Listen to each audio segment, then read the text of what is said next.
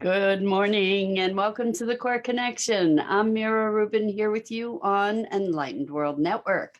And today's topic is skipping to the finish line. And we can't really do that, unfortunately. So we get to discuss that. And I know the yearning for it, but we'll talk about how the process is the lesson. Good morning, Rosalind. So good to have you here with us this morning. So welcome. And before we get started, let's take a minute or two to get present. So let's take a deep breath in through your nose and hold it. And imagine clean, crisp oxygen flooding your lungs, flowing into your bloodstream, nourishing all your cells, your organs, bringing vital life energy to your body and being. And as you exhale, exhale any tension, stress, negativity, fatigue. And now let's take another deep breath in through your nose and hold it. This time, imagine brilliant, bright light lighting you up from the inside out, illuminating, electrifying, and energizing all your cells, your molecules, your electrons, lighting you up from the inside out, creating this amazing brilliant light from your heart out into the world. And as you exhale, exhale any remaining tension, stress, negativity, fatigue. And now let's just gently press our palms together and very softly rub your fingers against your palms. Rub your palms together, feel the friction, feel the temperature, feel the sensation and the texture, and allow that sensation to bring you present right here, right now, into this remarkable physical form that enables you to experience life. Welcome, welcome, welcome. So skipping to the finish line, you don't get to, in a race, you don't get to skip to the finish line, right? The race, the running of the race, the value of getting to the finish line is in running the race, right? It is the running of the race that creates its meaning and its import. And so often, we experience trials in life where we just are like, just give me the lesson and let me be done with this, right? And so what we're doing with our impatience is we're creating resistance, and the resistance is pushing the finish line further and further away. And so this conversation comes from a conversation with a client yesterday who was just feeling this great impatience with having to go through the process, having to go through the process. And one thing that we get to learn is the only way there is through it, right? You can't go over it, can't go under it, can't bypass it, got to go through it. So that's really what we're talking about, is that the lesson is the process, and life is the process. Life isn't about getting somewhere, getting there, because we get there and then what, right? Life is what happens while we're waiting, or while we're hoping for something different. Life is what is happening on the way to wherever we're going. And once we get to wherever there is, what we find is that we're left with now what? And so when we allow ourselves to have life in the process, that life, we are life expressing itself in its process, right? That we are evolving in our own process. And there is no such thing as skipping to the finish line, right? In fact, there is no finish line. That's the illusion, so you finish that race, whatever that race might be, you get to the finish line, and now what? We've talked about when we live life with goals, and the focus is on the achievement of the goals rather than the beingness in the process of living toward those objectives, whatever they may be, or those intentions, then we miss life. And so many of us, myself included, at times of my life have wished my life away. Like, when I get past this, then I can start living. Then my real life begins, right? And if you're waiting for your real life, welcome. Here it is, right here, right now. This is the real deal. And I think, as I remember, what was originally the S training and then evolved to Landmark Education, the forum, is this is it. There is no practice life. This is it. This is the real deal. So Rosalind says, who is defining success, or what the finish line is? Well, yeah, exactly. That's a really, really good question, because so often we absorb the definitions of success and what we should be, or how we should act, or what we should look like from our family, from our culture, from advertising, from all kinds of inputs that are not sourced from our essential self, our essential drives and desires and passions. And I think that we get to be paying attention to what our soul is calling for, and to be paying attention to the life that we're in this minute. Good morning, good morning, good morning, Lisa. Welcome. It's great to have you here with us. We're talking about how we don't really get to skip to the finish line, that the whole point is the race itself. And so while we've been conditioned in so many ways to make the finish line the only thing that matters, the fact of it is how we run the race. And I don't even like the race analogy, because it's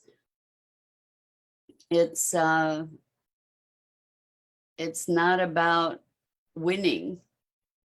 It's about, if anything, at least from what I can glean, it's about presence. It's about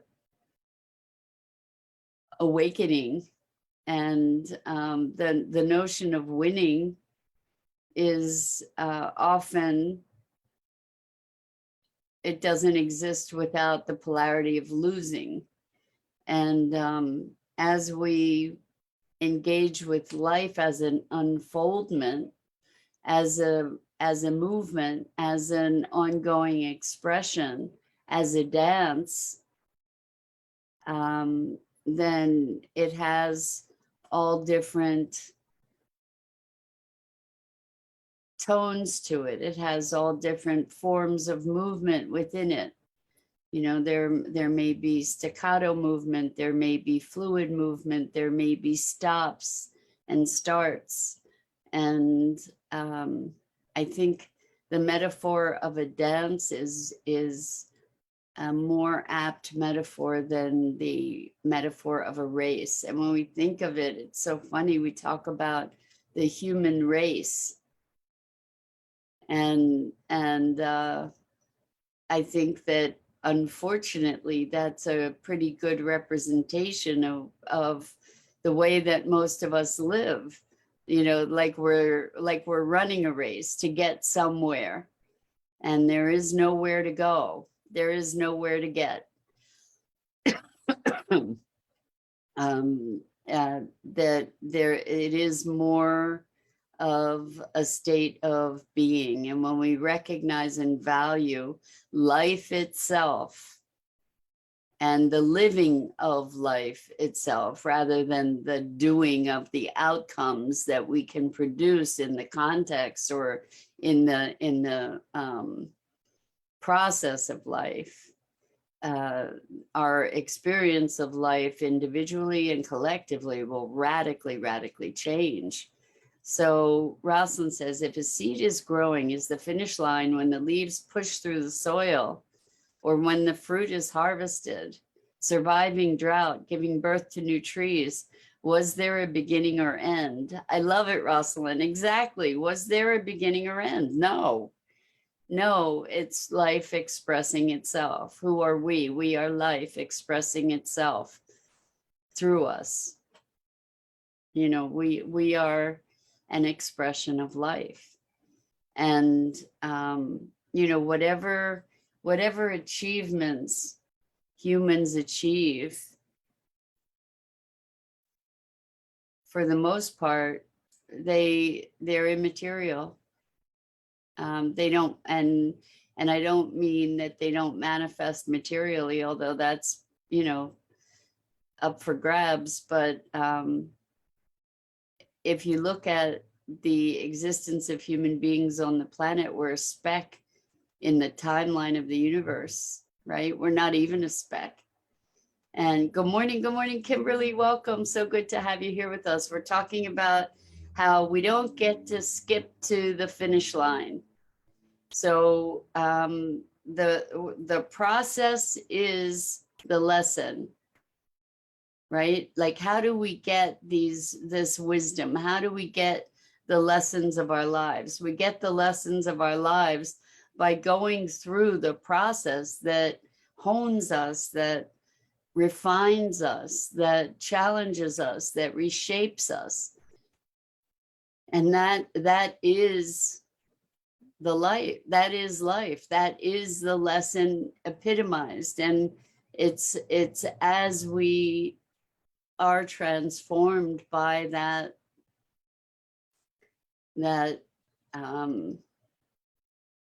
shaping that life imposes upon us in its way, or that we engage in, hopefully, without the less resistance we have, the quicker we learn the lesson. That's really one of the takeaways from this conversation I was having with my client, is just they were feeling very impatient to get to the finish line. And I was just saying, guess what?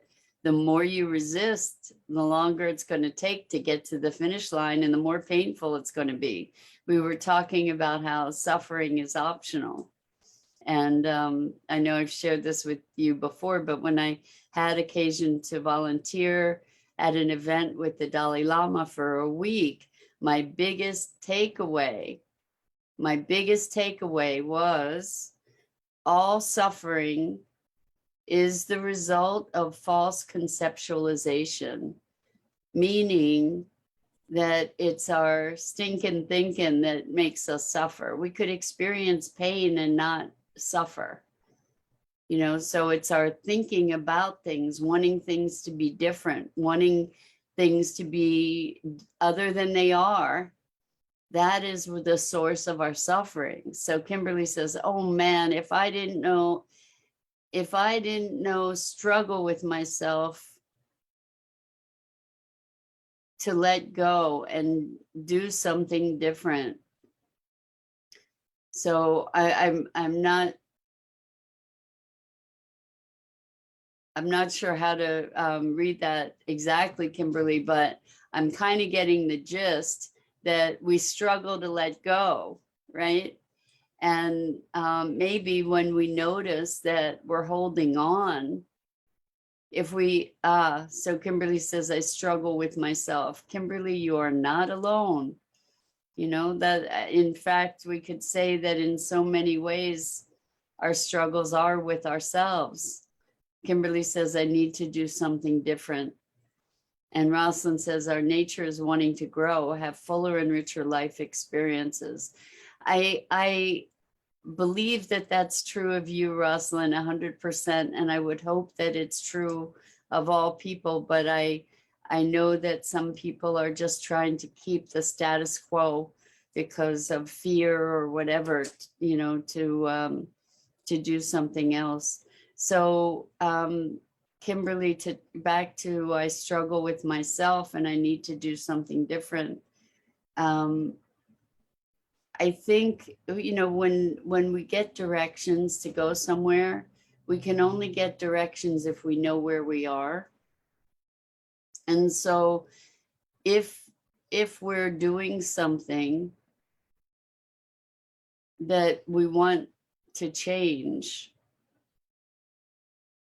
allowing ourselves to actually be present to the thing that we're doing and to be actively present, I think shifts that whole experience and potentially opens up new possibilities. Good morning, Bernadette. So good to have you here with us. Welcome. We're talking about how we don't get to skip to the finish line, right? And so by wanting to do something different, like I get that we want to change, we want to grow, and that's laudable. And I'm not, I'm one of those people, I'm always about growing and learning more and evolving. So I'm not saying that's a bad thing. And in order to get there, we get to know where we are. And so how we know where we are is by being where we are, you know, to be present to where we are, because it's only in the place of where we are that we have choice. And so what happens is so much, and one of the reasons that we do seek change is because we experience pain and suffering. And so much of the suffering is coming from resisting. And when we recognize the pain, when we allow ourselves to be present to it, then there's often a choice. And often when we're present to it, it dissolves. That's often the case as well, you know, is that when we're truly present to it, not resisting it, it gives it space to move. And I know that's a really hard concept when we really, really, really want things to be different,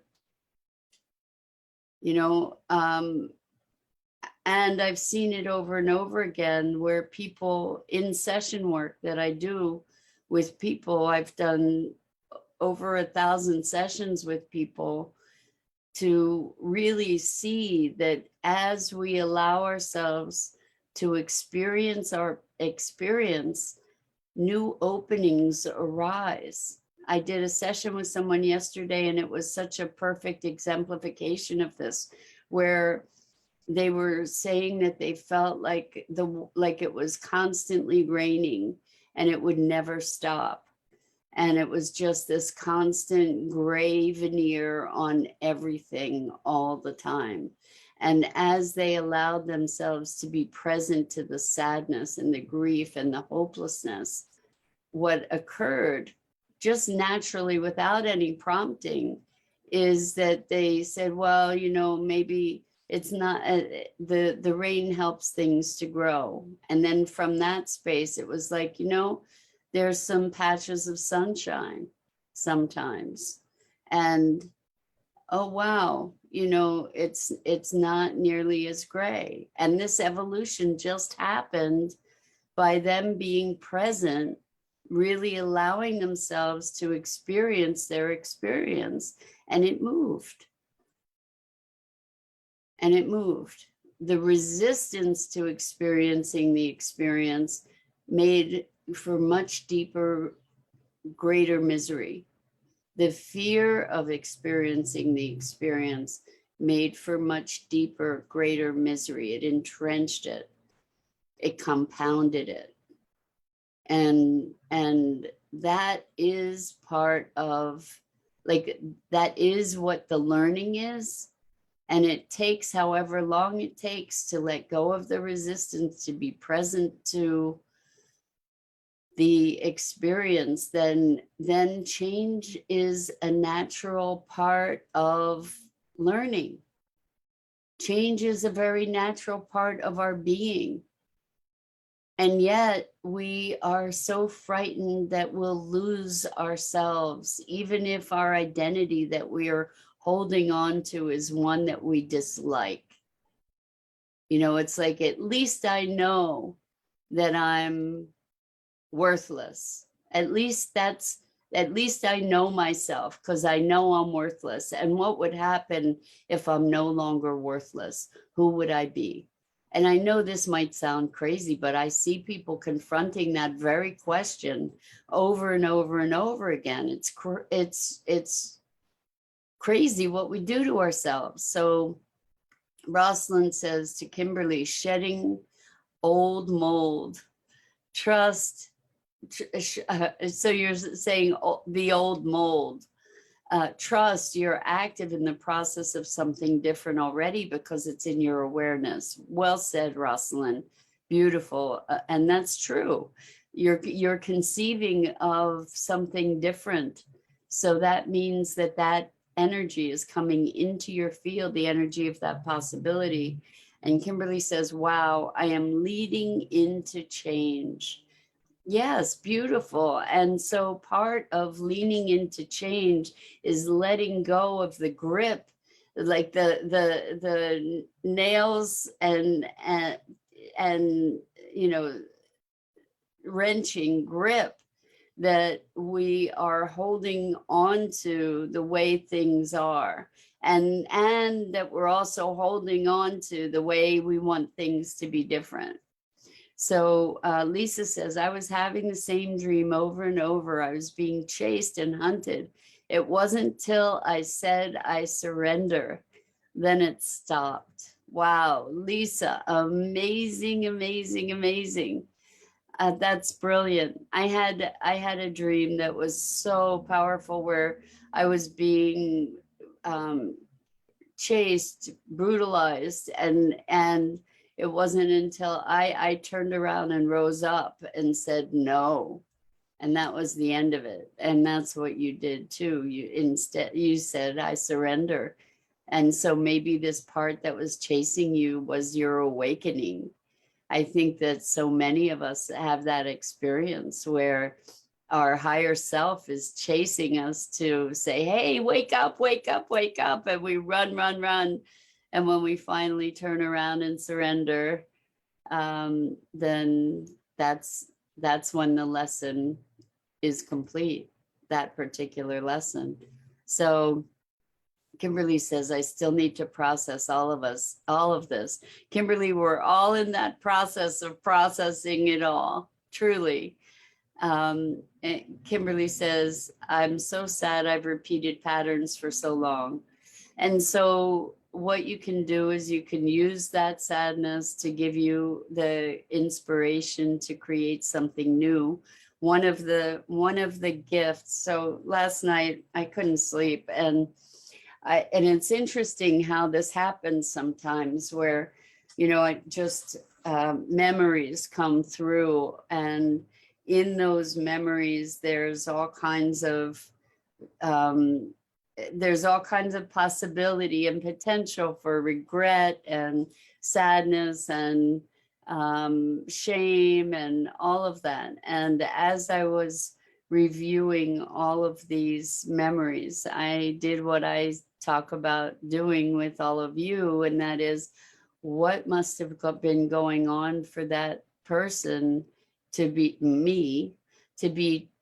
acting in that way? What must have been triggered? What were the wounds? What was going on underneath that? And also to remember, and this is a biggie, that we need to be willing to forget who we are. And what that means is we need to be willing to disconnect, disidentify, de-identify with who we've been as who we are. So to be willing to forget who you are is to be living in a space of possibility. Now, I don't mean absolving ourselves of responsibility, but we don't have to live in our past. And so, as you're saying, Kimberly, that there's all this sadness about having repeated patterns for so long, notice the sadness and now know that this is a new moment. This is a new moment. And the patterns that we have tended to repeat in our lives are patterns that we have learned usually as a way to survive. And while they may have been valuable for us in trying to survive, while they may have been valuable to us in trying to survive for a certain period of our lives, those patterns often then become something that inhibits our survival. And it's an irony because we have to be coming back around to evaluate those patterns and to move out of them to learn something new. So boy, lots of comments here to catch up on. I'm thrilled to see that. So Bernadette says, I think sometimes people struggle because they don't know another way. I think that that's really true, Bernadette, but the struggle part is that they have an inkling that there is another way. And so they know there's another way, they just don't know how to get there or how to do it. And part of it is noticing what's going on and with curiosity rather than judgment, and then maybe being able to ask questions that can move us into a richer understanding and into a greater place of choice. Kimberly says, Rosalind, good vibes, love you, friend. Keep me in your prayers and positive vibes coming your way. Kimberly, you are in our prayers. And you know, it's important to know you have support. Kimberly says, you're so amazing sharing this. I needed this conversation. I know that you're getting close to going to rehab, and this is all really important stuff to keep in your heart, to be okay, so Kimberly says, Mira, my time is ticking. I have to leave without my phone, and this connection means so much to me. So I suggest that you make some notes in a book that you can go back and remember, you know, curiosity. I imagine you'll be able to journal in rehab, and you know, curiosity rather than judgment, right? What would this person have to be thinking to feel that, for instance? You know, give yourself some prompts so that you have an anchor to remember what's possible for you. And Dido says, I've been reading, and Dido, welcome. So good to have you here with us and participating. I've been reading about ancient Celtic spirituality, and they believe that it is emotions, both joy and pain, that activates our inner wisdom, our inner cauldron. I love that image of the cauldron, Dido. Absolutely. And it is all of our emotion. This is, you know, we say this over and over again. If you interact with your emotions as feedback to something else, about something else that is going on inside you, then you can mine that. You can embrace the magic of that amazing mixture that is within that cauldron, that inner cauldron. That's what we are, is the composite of all these energies all together. We're all of it. We're not just any one thing. We're not all bad. We're not all good, if good and bad even exist. But we are the spectrum of experience. We are life experiencing itself through us, or expressing itself through us. Kimberly says, I'm crying right now. You all have given me so much. I love you all. Kimberly, right back at you. So much love to you, and honoring your deep courage. Pookie Lee, welcome, welcome. So good to have you here with us. So Pookie says, I love this conversation. We are all learning and growing, and change is a huge part of that process. We must have deep compassion and love for ourselves while we are moving through this beautiful discovery process. I agree with you, Pookie. And the thing is that even though things look ugly sometimes we feel ugly, or we have difficult emotions, that is part of the beauty, because there's this contrast, there's this spectrum, there's this range of experience. Kimberly says, thank you, thank you, thank you for this connection and learning. I'd not be where I am today. Wow, Kimberly, that is so kind and wonderful. And I feel so honored to be fielding these conversations that we can all engage with so richly. So Rosalind says, life is a journey. And even if everything doesn't always go according to plan, it's a choice to look at ways to dance in the rain rather than waiting for the storm to pass. Love that, Rosalind. That one goes on, it gets framed and put on, put in a place where it can be seen and read regularly. That's just beautiful. I'm going to read it again. Life is a journey, and even if everything doesn't go according to plan, it's a choice to look at ways to dance in the rain rather than waiting for the storm to pass. Beautiful, beautiful. And Dido says, Kimberly, holding you in the light, as are we all. Truly, truly. And welcome, Susan. So good to have you here joining us. Welcome. And Kimberly says, I feel so blessed. I'm forever thankful. And know that we're with you and we're here when you return, Kimberly, and know that you're stepping into a whole new realm of possibility. Allow yourself to embrace that. And as you experience resistance, because it will arise, allow yourself to be curious, allow yourself to notice it and say, wow, I'm resisting. Wow, I'm feeling, what am I feeling? What am I resisting? We're all rooting for you. So with that, I want to say thank you, thank you, thank you. Also, guys, I invite you to join us tonight for our Sustainability Now movie night. You can register for our email. You'll get a reminder email around 6:30 p.m. Eastern time if you register. Tonight, we're showing a movie that was put together by the Pachamama Alliance, and it's called Awakening the Dreamer, Changing the Dream. And it's all about being able to shift our relationship with the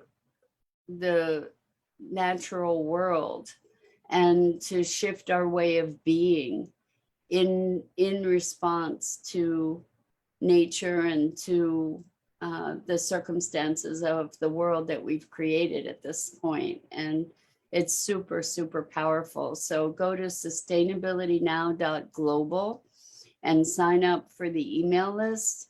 And then you'll get on our email list and you'll find out about all these wonderful events we do every Thursday evening. It's a movie night. And so we actually have someone who is one of the people who plans the trips, who actually conducts the trips to the Amazon, to the rainforest. And he's going to be there to answer questions and such. So I invite you to join us. It'll be a really awesome evening. Go to sustainabilitynow.global instead of .com. Sign up for the email, and hopefully we'll see you with us tonight at 7 p.m. Eastern time. So much love to all of you, so much appreciation. And I'm Mira Rubin. This is the Core Connection. I go live here each weekday morning on the Enlightened World Network Facebook page. And I invite you to check out all the other wonderful programming on Enlightened World Network, EWN One with the Earth, Enlightened World Living. And until next time, I hope I get to see you again here really soon. So much love.